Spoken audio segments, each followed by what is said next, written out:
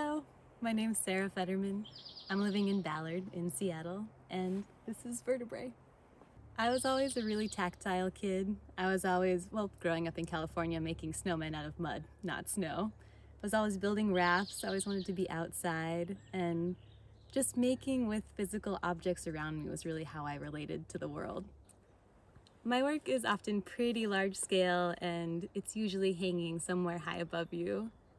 And I didn't realize why I was making like that for a long time, and one day walked into my studio and realized that a lot of my making comes from memories of when I was younger, when I was 6 or 7, and you're looking up at the entire world at that point in your life, and everything is colossal. The dining room table is colossal. And so my work, regardless of what it is, kind of has that measuring tape, kind of your understanding to the rest of the world in that scale that I've chosen.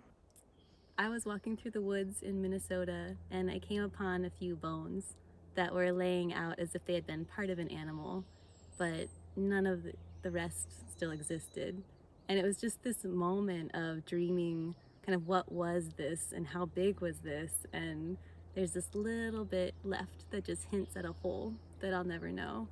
And that really inspired me to make this work, which I wanted to make it absolutely enormous, but it's still a part of something that could be even bigger.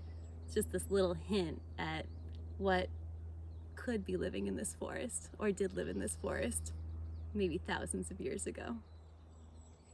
So as I was making this piece, the way that I draw is thinking about how the form would exist around my own body. So I was actually bending the pieces of metal rod by hand, and I was welding it around me almost like a house, and it kind of started to build, and so the scale got bigger and bigger, and I actually had to be on a stepladder toward the end because I realized that I was building quite taller than I am.